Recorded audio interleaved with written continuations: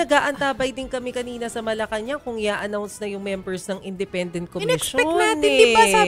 Sabi kahapon today, Hindi naman. Ang sabi within 48 within hours. 48 To be fair. hours. Sabi ni Okay. PBBM. Kaya nga, ang tanong lang natin, kailan ba nagsimula yung 48 hours? Kasi medyo mahina rin kasi ako sa math. Ang hirap magbilang kung hanggang kailan ang deadline ng 48 hours. Excited na kami. Lalo na meron lumabas na 2 pangalan kanina, di ba? Oo, na, umiikot sa SOCMED. Oo, na pwede daw na miyembro nitong Independent Commission na mag-iimbestiga dito sa anomaly sa flood control. Ang problema, ang hirap naman kasing mag-assume na kasama nga silang dalawa nang wala namang official statement coming from Malacanang na binuo through an executive order. O, 'di ba? So, dami natin. Hindi ko nga alam kung ilan yung members. 'Di ba? Hintayin natin. Ilan ba yung members ng Independent Commission? Sino bang magiging chair ng Independent Commission? Ano ba yung magiging sakop nila? Ano yung mga powers nila? Di Grabe, pa natin sikretong-sikreto. Okay.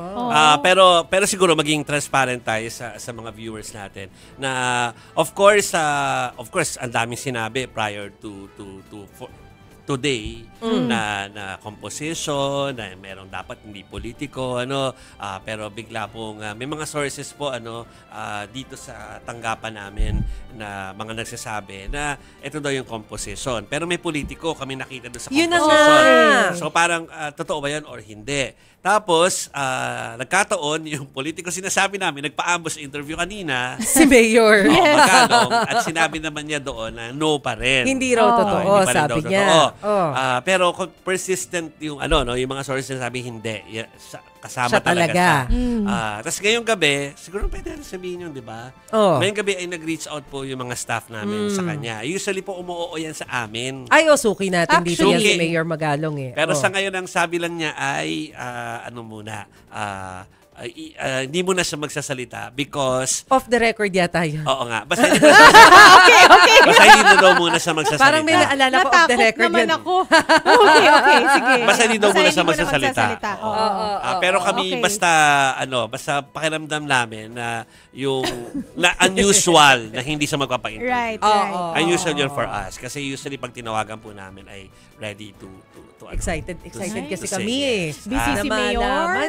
Kung sino ba akala ko yung pwede nang members sabihin niyan. kasi nagpapaalam producer nyo na ibibigay doon sa group chat Ay, ganun ba? Oo. Kaya akala ko ang dami kong kausap Kausap ko si Lucet, kausap ko si Ganya. Sino na ba? Kasi. Oo, ha? Pag kami na demanda dito, sabi dito off the record. Okay. Secret. Okay. Buti sinabi mo. So anyway, yan, kumbaga naka-standby. In fact, si Maricel nga muntik pang hindi mag-STL ngayon kasi naka-standby po yan. Ultimo yung mga Malacanang reporters na nakauwi nakapunta na sa ibang coverage nagbalikan dahil akala talaga namin meron ng announcement ngayon kaya lang hindi pa pala. Yung importance nitong commission. Kaya kami po aligaga kung sino po yung tawag dito? Kung sino yung upo doon. Kasi kapag alam na natin kung sino yung upo doon, we will know the extent of the investigation. Exactly.